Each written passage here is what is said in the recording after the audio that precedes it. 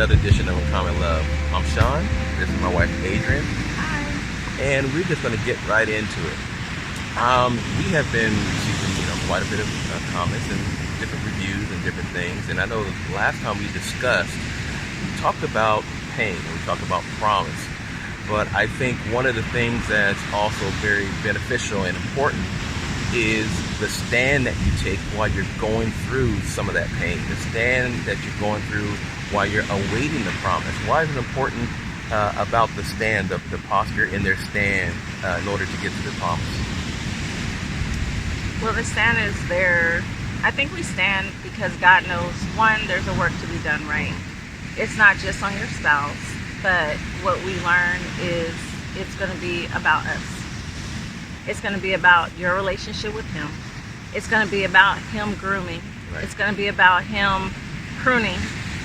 We many times hear that correlation in sermons about Him pruning the rose bush. Right.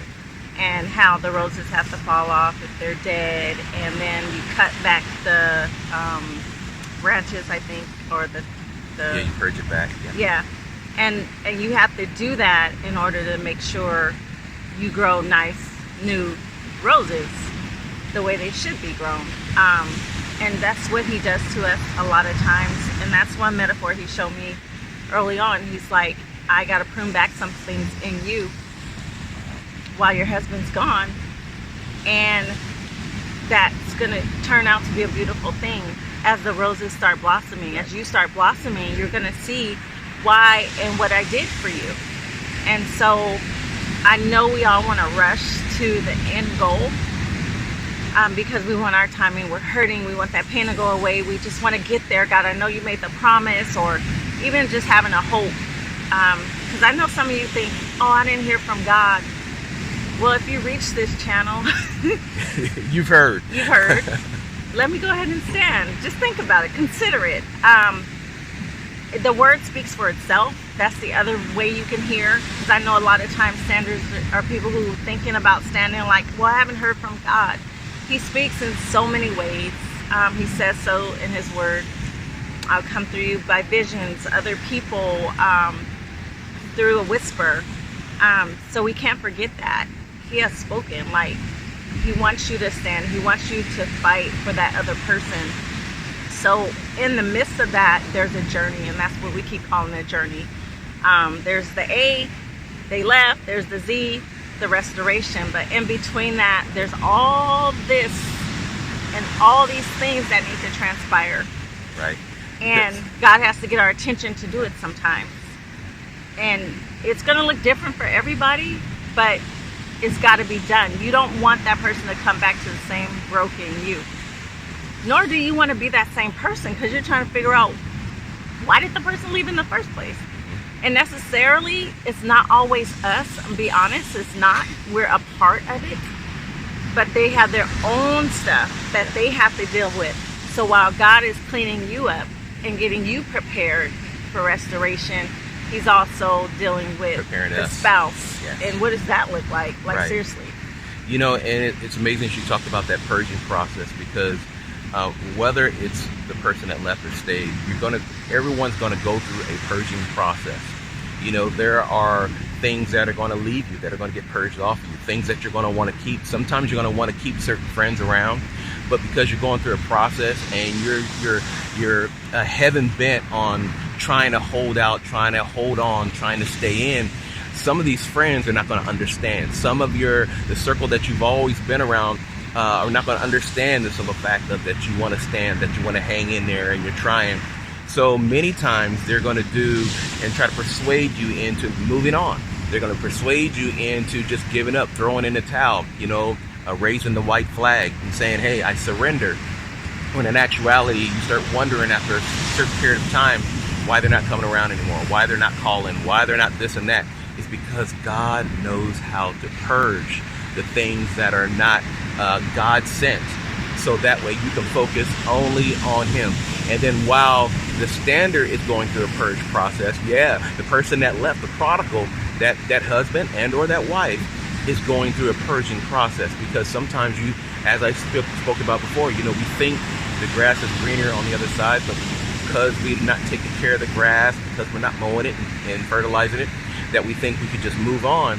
And then you end up going through a purging process because things begin to start being removed from you. Yeah, some friends get removed from you. Some acquaintances get removed from you. Sometimes it's jobs. Sometimes it's the things that you hold dear begin to be removed from you, because the goal is for God to get your attention. And whether you stand or you're prodigal, God wants your attention. And when he wants your attention, the first thing you have to do is be mindful to listen. Because what happens is when we refuse to listen to what God has to say and how he's trying to direct you, sometimes we'll stay in stuff way too long. And what happens is we delay the promise that he's been giving us. We delay what God's trying to do in our lives. We delay the blessing. We delay a whole lot of things because we refuse to pay attention and listen to what God has to say. Because after all, for those of us that have left, you've got to make up in your mind, regardless of what the situations are like, regardless of what has happened, whether it was your fault or the person that's standing, maybe it was their fault, and you decided to leave. But at any given way, you have to make up in your mind, this is what I'm willing to do. I'm going to listen to the voice of the Lord, whether it's coming home, whether it's, hey, I'm going to call my wife back or call my husband back. I'm going to try to rejuvenate some things. And even if I start slow. And in this marriage thing, you cannot afford to just sit and I plan and I think I might and I'm not sure and this, that, and the other. When God begins to speak to you and starts talking to you, whether it's through a whisper, it could be through a video like this. It could be through his word. It could be through somebody else. When he begins to speak to you, it's very imperative that you listen. And then when you get that word, not only do you listen, you do something about it. Because once you fail to do anything about the word that you've been given when trying to move forward and trying to rebuild that relationship, again, even if it's the small steps, because the truth of the matter is, it was small steps that got you out there. It was small steps that got you to the point of leaving. So it's going to take some small steps, some small encounters, a few phone calls, a few pieces of dialogue, some communication in order to start moving back. But the goal is to listen to the voice of the Lord. So on a prodigal side, what does that look like as far as your guys' side of the journey of realizing, I'm going through a process that God is going to remove some things now. Like, what does that feel like? Or do you think it's naturally occurring? And then you get revelation. The hard thing about that is because process? With every person, that process is going to be different. Not every process is going to be the same.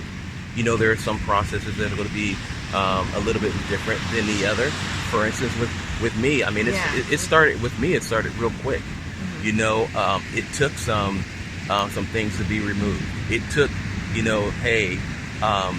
again, took me first, getting involved in an accident and rolling a car and some other things. It took a few things that God was doing, but the problem was when you're in a certain mindset, sometimes you don't pay attention. But at any point, did you feel like, okay, this is God trying to get my attention, but not really? Like, did you have that mindset? I did. And then you kind of ignored it? And this goes right back to what I was saying. Mm-hmm. It was a simple fact that because every person is different, with me, with that removal of vehicle and what have you, first thing I thought was, dang, I really messed that up. But the point of it is when you look back at things and you realize, you had a part to play because of, sometimes we don't change, meaning we don't change some of our habits. We want things to change in our lives, but we continue to do the same things. We continue to have the same mindset, the same attitude. We tend to do the same things over and over, day after day. It becomes repetition. And when we don't change, things happen in our life when God's trying to get our attention to cause us to change, to go a different way, to go a different route, and we refuse to change. God has a way of getting our attention. So with me, of losing that, again, going back to not changing, I begin to think, oh, no, it was just me. And then the next thing you know, some other things had to happen. And it was a job thing. It was a health thing. It was a couple other different things. And still, I was still on the wrong road. Even in the midst, when you look back, and I look at all the things that he was trying to get my attention on, that I just decided to not pay attention to. And if we were all to be honest, in every aspect of your life, there's plenty of times where God's been trying to get your attention, and we just refuse to pay attention and say, this is God getting my attention. We just chalk it up. Oh yeah, we say it. I'm sorry. We say it. We say, oh, you know what? It was just some bad luck. Oh, it was because the buddy on my job. It was because somebody told on me. It was because somebody snitched. It was because I came in late. It was because, and there's all these different ideas and things, and we make excuses for why things happen. When in actuality, God is trying to get our attention. And in all that, a lot of things begin to progress until God really got my attention. And then, you got to the point where you say, you know what? Fine. If it's not the things that's going to get your attention, I'm going to get your attention through your children. And man, did he get my attention. And, that was the one thing that was a big turnaround for me, because what had happened was I always thought to myself that if something happened to me today, during that time, that they would have been able to say, at least he was a good father. But during that time, when I found out what my children really thought of me, I realized that I even failed at that. And in that, that's the last thing I wanted to feel like I was a failure to my children. And for me, that was heartbreaking. It was heart-wrenching. It broke my heart. It hurt me to its core. And that's how God began to get my attention. So even though, yes, my wife was speaking to me and talking to me and this and that and the other, God knew where my heart was dealing with the children. Not the fact that my heart wasn't for her at all. It was a simple fact that I was so broken up about some different things that had happened in our lives that I didn't like.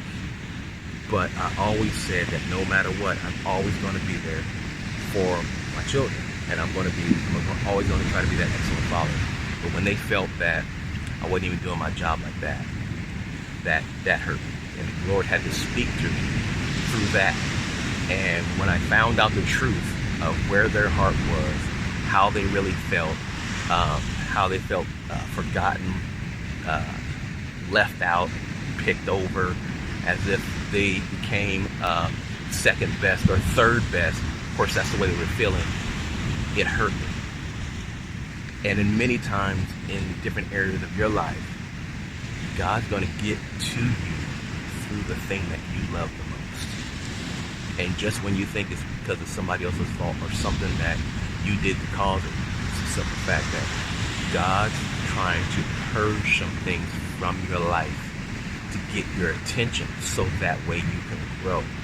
He doesn't purge it so you can die. He purges it to grow.